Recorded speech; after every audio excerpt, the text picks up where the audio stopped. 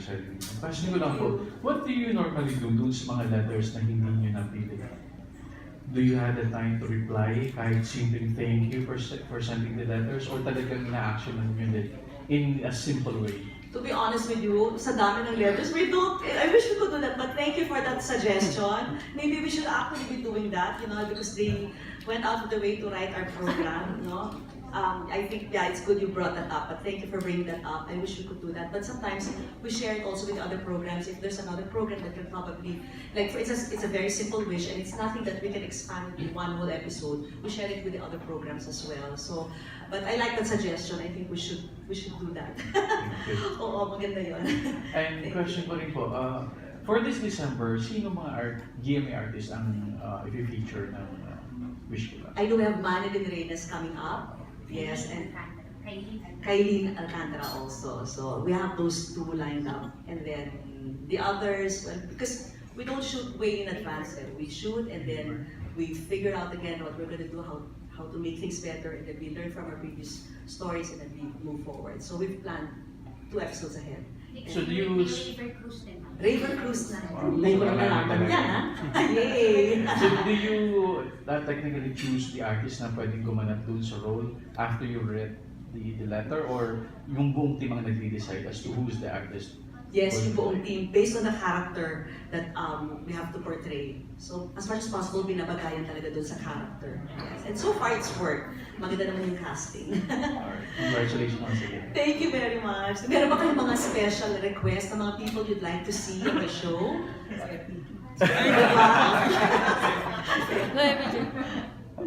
Actually, what we've been wanting to appeal to the millennials also, kasi I know the people who watch us are really more now moms, you know, and we want to appeal to the millennials also. So if there are any, kasi tayo mukhang mga millennial kayo, so if you'd like to suggest, 16 years in service. Wow! Wish ko lang baby. So if you have suggestions, we really welcome suggestions, ha. Talagang we really want to expand our audience base. We want more people to watch us. We don't want to alienate anyone and feel, pag ano lang ito, pag mamon or something. We want to really get as many people to watch as possible. Miss Vicky, baka na-feedbackan, baka na-feedbackan ka lang. What is the parang weirdest wish na na-receive ng show? Baka meron kayong narinig na gano'n? Weirdest wish? Weird. Minsan nakakatanggap kami na kailangan kong bayaran yung cellphone bill na lumobol. Mga ganyan, inaano na lang namin. Okay. Mga ganun, parang okay, sige. Pero we've received so many kinds, you know. Sometimes, but of course we always have to check also. I mean, I remember we received yung talagang this pill na, nako, her yung chest niya was really big, and then yung isa naman yung parang private part na very big also, and when we couldn't believe it, but when we saw the picture, wow, yes, and how hard, parang you think na, how do they do the normal things, you know, simple things like go to the bathroom, you know, walking out, they can't even leave their homes kasi pinagtatawanan sila, you know, ang dami nilang narinig, so sabi nila, dito na lang kami sa bahay, we don't even leave. Imagine what that does to your self-esteem. So, it's so nice that we were able to make a difference in those lives. You know, how generous we were able to get doctors who were able to provide services for free, hospitals that were able to supply the medicine, the know-how, their services, and how touching lang to see that, you know, people are willing to really go out of their way, inconvenience themselves to be able to help others. So I think that's the kind of people we have. Siguro, kahit na maraming masasamang balita, nakakataba ng puso to know that there are many more out there who really want to help. Kahit mahirap sila, they really go out of their way. And we were able to get these people, you know, operated on, and now they're leading normal lives. So minsan pag binabalikan namin sila, it feels good. You can see iba yung smile sa mukha nila that you were able to make a difference in their lives. Kasi yung show parang public service na rin. Yes. Question ko is, kasi usually yung mga ganitong shows, yung mga hosts ng mga public service shows, napupunta sa politics. Ikaw ba meron ka bang declaration?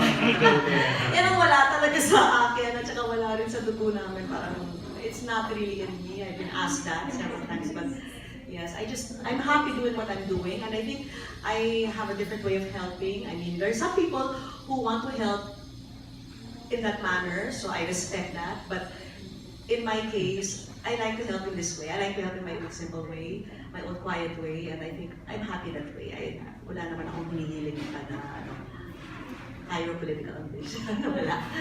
Tita Vicky ka na? So, is there any chance that we will see you also do dramatic roles in Nicolas? Yes. Sina-joke na nga namin yan eh. Sabi ko, ayaw na bang kunin ako na gumanap sa isang dramatization? Pero ayaw nila eh. No, really, kidding aside. Well, the farthest I've gone maybe is when we pitched the show before to do Good Samaritan, but we don't get to do that a lot anymore now because now we adopted the drama format. Pero yung Good Samaritan, medyo nagpapanggap kami as someone else, and then we try to gain sympathy, and then we reward those who sort of help us, go out of the way to help us. And that's maybe the most I've done. I've played, siguro, dinisguise lang ako, tapos ginawa ko parang buntis na nangangailangan ng tulong. That's as far as I've gone in my acting career. Pero yun na yun. Pero, I don't know, I'm open to anything, but the thing is, it's something that we talk about, and yeah, I'll leave it to the experts na lang. And it's this is 16th anniversary and katapos din siya ng Christmas season. So, what are the projects or the things that you will do in this anniversary series? Ay, wow. Actually, we planned many things. We have, for once, we have a new OBB, which we're very excited about. It's probably, what, the third or the fourth? Ilan ba? Third, no? Third. It's our third. Imagine in 16 years, ganun katipid ang show namin. Kasi lahat na pupunta sa mga regalo namin sa mga... Pero same theme song pa rin. We have a new theme song as well. And it's a surprise. In fact, pati ako hindi ko pa naririnig yung bagong theme song. Yeah, it's man. Ay, galing naman. Sino ko kumanta? Yung ano, I belong to the zoo. I belong to the zoo. Yun. Talagang ano. So now, because we used to have parating female singers, di ba? Ngayon, male naman yung kinuha. So, I'm excited. It's really a new touch, a new flavor. So, we have a new OBB, and then the theme more is like not just helping others, but more paying it forward. So, sasabihin ko ba yung story? Sige, it's a little boy who helps others, very generous. He gives out things to others. He gives out, sige, hindi ko na sasabihin yung ano. Pero, in the end, yung wish pala niya, yung tinutupad. Because of all the kindness that he planted. So that's, I think, the new direction we want to take. Because there are many people we could help, but I think it would be good to help those who also plant the seeds of kindness. Because feeling namin yung help will go a long way when you help people who are like that. So that's our new theme, and we have a new theme song, and then we have our steels are also different. We have a new look. Anymore else? Bibili tayo ng bahay. Okay. Oh! Yun nga. Ilan Yes, RM? yes. The last time this is what, the third or fourth house that we're giving away, no? Third.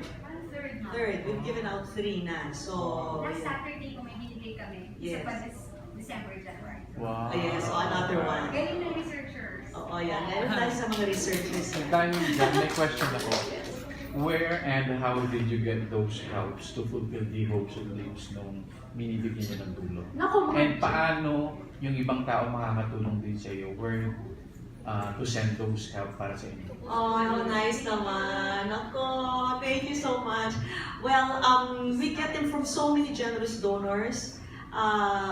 Iba-iba. May motor, minsan may nag-donate ng motor, ng tricycle, ng wheelchair, ng name it. Yung bahay, may nakapag-donate sa amin ng bahay. Yun talaga, wow. We're very grateful. Because yun talaga siguro yung wish ng maraming tao na talaga magkaroon ng sariling bahay. And to be able to grant a wish like that is really, wow, very overwhelming. We get excited whenever we get to grant wishes like that. So we granted a wish last week, and then we're granting another wish for a new home this holiday season. So where can they send you those donations or at least help to your program? Well, we don't really accept cash donations, but donations maybe like that, they can email our program, and yes, the staff will take care of that. We want to be very transparent. Miss Vicky, question ko lang, throughout the 16 years, meron din bang naisip niyo na magkaroon na, let's say, the best wish ko lang compilation of the best stories? Kasi, For a year yan. For a year yan. Hindi naman, I think kahit ano lang, commemorative, something like that. Maganda yun.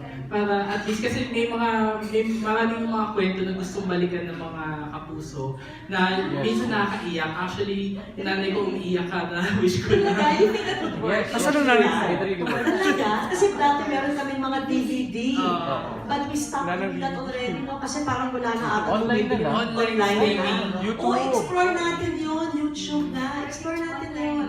O yun, TikTok na.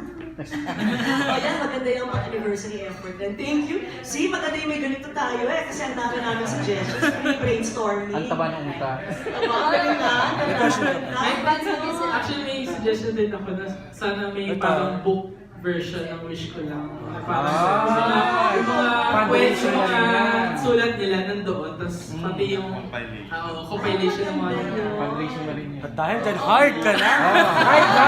Hard na! Wow! Start. Okay yun.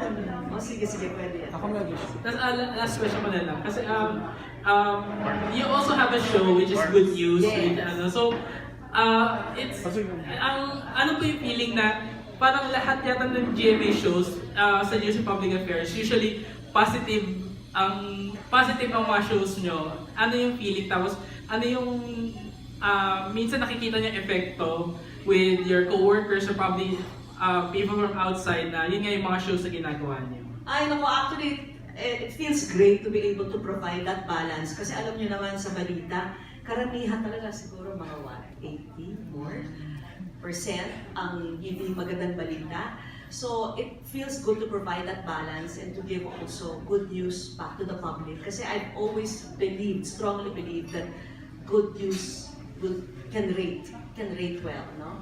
It's not always the gore, it's not always, the unsavory things that we see sometimes out there. So, my advocacy has always been, let's put out more good news.